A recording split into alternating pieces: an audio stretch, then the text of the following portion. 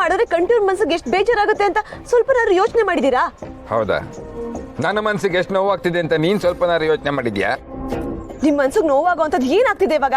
ಇದ್ದಕ್ಕಿದ್ದಾಗೆ ಬೇಡ ಅಂದ್ರೆ ಕಂಟಿವ್ರು ಏನ್ ಅನ್ಕೋತಾರೆ ಹೇಳಿಪ್ಪ.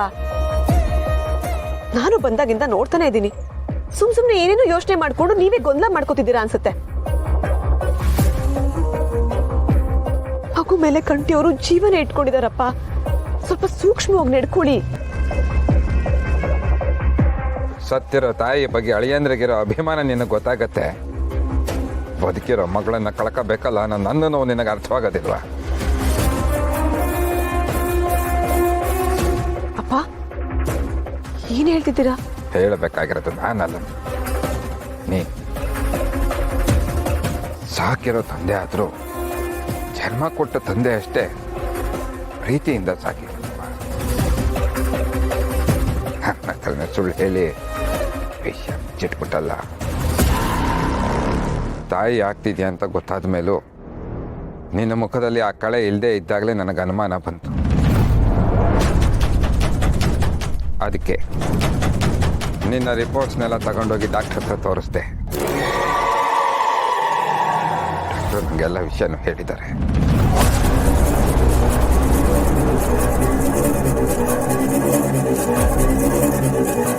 ಅಪ್ಪ ಹೀಗೆ ಹೇಳಮ್ಮ, ಮಗು ಹುಟ್ಟಿದ್ರೆ ನನ್ನ ಮಗಳು ಸತ್ತು ಹೋಗ್ತಾಳೆ ಅನ್ನೋ ವಿಷಯ ಕೇಳಿ ನಾನು ಹೇಗಮ್ಮ ಸಂಭ್ರಮಿಸ್ಲಿ?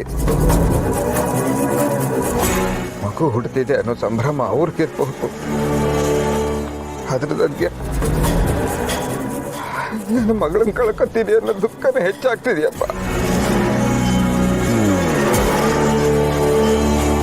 ಅಪ್ಪ ನಿಮ್ ನೋವು ನನ್ಗೆ ಅರ್ಥ ಆಗತ್ತೆ, ಆದ್ರೆ ನಿಮ್ ಮಗಳು ಇಷ್ಟು ವರ್ಷ ಬದುಕಿರೋದಕ್ಕೆ ಕಾರಣನೇ ಅವ್ರಲ್ವಾ ಅಪ್ಪ?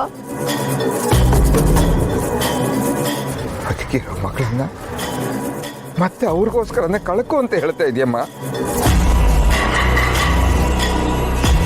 ಹಾಗೇನಾದ್ರೂ ಆದ್ರೆ ಅದೇ ನನ್ನ ಭಾಗ್ಯ. ಈ ಮನೆಯವರೆಲ್ಲ ನನ್ಗೆ ಮರು ಜನ್ಮ ಕೊಟ್ಟಿದ್ದಾರೆ. ಅವ್ರ ಋಣ ತೀರ್ಸೋದಕ್ಕೆ ನನಗೊಂದು ಅವಕಾಶ ಸಿಕ್ಕಾಗತ್ತೆ. ನನ್ನ ಜೀವಕ್ಕೋಸ್ಕರ ಸ್ವಾರ್ಥಿಯಾಗಿ ಅವ್ರಗಳ ಕನ್ಸನ್ನ ನುಚ್ಚೂರು ಮಾಡೋದಕ್ಕೆ ನನ್ಗಿಷ್ಟ ಇಲ್ಲಪ್ಪ.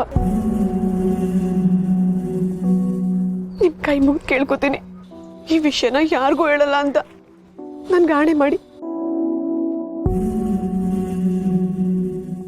ಮಾತು ಕೊಡಿ. ನಮ್ ಡ್ಯಾಡ್ ಅವ್ರಿಗಿರೋ ಕೋಪಕ್ಕೆ ಚಂದ್ರನ ಯೂಸ್ ಮಾಡ್ಕೊಂಡಿರ್ಬೋದು, ಬಟ್ ನಾನ್ ಚಂದ್ರನ ರಿಯಲ್ ಆಗಿ ಲವ್ ಮಾಡ್ತಿದ್ದೀನಿ ರಾಧಾ. ಐನೋ, ನಿಮ್ಮನ್ನು ನೋಡಿದ್ರೇ ನನಗೆ ಗೊತ್ತಾಗ್ತಿದೆ. ಬಟ್ ಚಂದ್ರ ಸರಿ ಇಲ್ಲ ಅನಿಕಾ, ಬರೀ ಮೋಸ ಮಾಡೋದೇ ಅವ್ನ ಕೆಲಸ. ಮೊದಲು ಬಂಗಾರಮ್ಮನ ಹತ್ರ ಆಸ್ತಿ ಇತ್ತು ಅಂತ ವಸನ ಲವ್ ಮಾಡಿ ಮದುವೆ ಮಾಡ್ಕೊಂಡ. ಇವಾಗ ನೀವು ತುಂಬಾ ಶ್ರೀಮಂತರು ಅಂತ ನಿನ್ನ ಹತ್ರ ಪ್ರೀತಿ ಅನ್ನೋ ನಾಟಕ ಮಾಡ್ತಿದ್ದಾನೆ. ಅವ್ನ ಎಷ್ಟೇ ನಾಟಕ ಮಾಡಿದ್ರು ನಾನು ಅವನ್ನ ಪಡ್ಕೊಳ್ದೆ ಬಿಡಲ್ಲ. ವೆರಿ ಗುಡ್, ನಾನು ನಿಮ್ಗೆ ಅದಕ್ಕೆ ಸಪೋರ್ಟ್ ಮಾಡ್ತೀನಿ. ನೀವು ಚಂದ್ರನ ಬಂಗಾರಮ್ಮನ ವಿಷಯದಲ್ಲಿ ಬ್ಲ್ಯಾಕ್ ಮೇಲ್ ಮಾಡಿ, ಅವಾಗ ನಿಮ್ಮ ಮಾತು ಕೇಳೇ ಕೇಳ್ತಾನೆ. ಅದನ್ನ ಮಾಡಕ್ಕೆ ಆ ಕಾಳಿ ಬಿಡ್ತಿಲ್ಲ. ಗಾಳಿನ?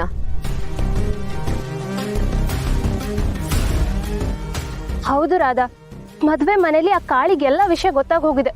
ಅದಕ್ಕೆ ಅವ್ನ್ ಚಂದ್ರಗ್ ಸಪೋರ್ಟ್ ಆಗಿ ನಿಂತಿದ್ದಾನೆ. ನಾನೇನಾದ್ರೂ ಚಂದ್ರನ ಬ್ಲ್ಯಾಕ್ ಮೇಲ್ ಮಾಡಿದ್ರೆ ಆ ಕಾಳಿ ಸರೆಂಡರ್ ಆಗಿ ನನ್ನ ಮತ್ತೆ ಡ್ಯಾಡ್ನ ಸಿಕ್ಕಾಕ್ಸ್ತಾನಂತೆ. ಆ ಕಾಳಿ ಹೀಗೆಲ್ಲ ಹೇಳದ್ನ? ಹೌದು, ಅವನೇನಾದ್ರೂ ಹೇಳ್ದ ಹಾಗೆ ಮಾಡಿದ್ರೆ ನಾನು ಡ್ಯಾಡ್ ಲಾಕ್ ಆಗ್ಬೇಕಾಗತ್ತೆ. ನನಗದೇ ಭಯ ಆಗ್ತಿರೋದು. ನೀನ್ ಯಾಕೆ ಭಯ ಪಡ್ತೀಯ ಅನಿಕಾ? ಹೇಗಿದ್ರು ಬಂಗಾರಮ್ಮನ್ ಶೂಟ್ ಮಾಡಿರೋದು ಆ ಚಂದ್ರ ತಾನೆ, ಅವನ್ ಲಾಕ್ ಆಗ್ತಾನೆ ಬಿಡಿ. ಇಲ್ಲ, ಬಂಗಾರಮ್ಮನ ಶೂಟ್ ಮಾಡಿದ್ದು ಚಂದ್ರು ಅಲ್ಲ.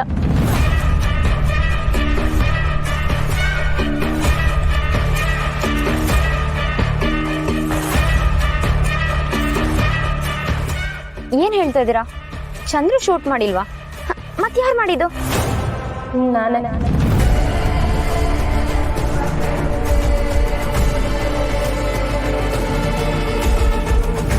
ಚಂದ್ರುಗೆ ಬಂಗಾರಮ್ಮನ ಮೇಲೆ ಗೌರವ ಜಾಸ್ತಿ. ಅದಕ್ಕೆ ಅವನಿಗೆ ಕೆಲಸ ಮಾಡಲ್ಲ ಅಂತ ಹಿಂದೆ ನಿಂತು ನಾನೇ ಫೈರ್ ಮಾಡಿದೆ.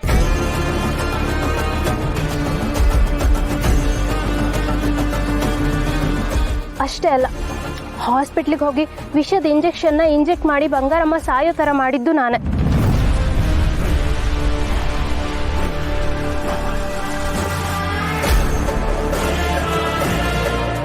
ಈ ವಿಷಯ ಚಂದ್ರಗ್ ಗೊತ್ತಾ?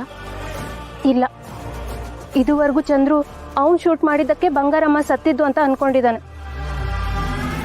ಆದ್ರೆ ಬಂಗಾರಮ್ಮನ ಸಾಯಿಸಿದ್ದು ನಾನು. ವಾರೆ ವಾ, ನಾನು ಬಚಾವಾಗೋದಕ್ಕೆ ಸಖತ್ತಾಗಿರೋ ಆಸ್ತಿನೇ ಸಿಕ್ಕಿದೆ.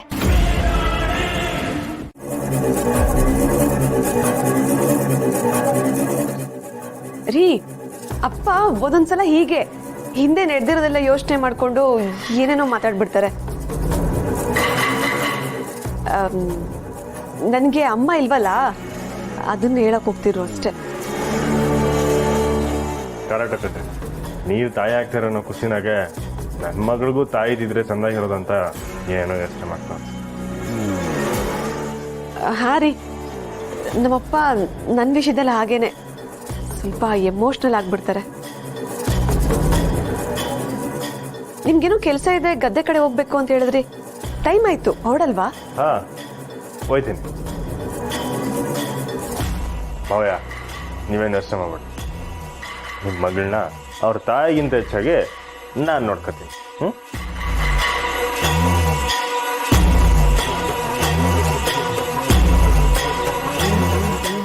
ಏನಪ್ಪ ನೀವು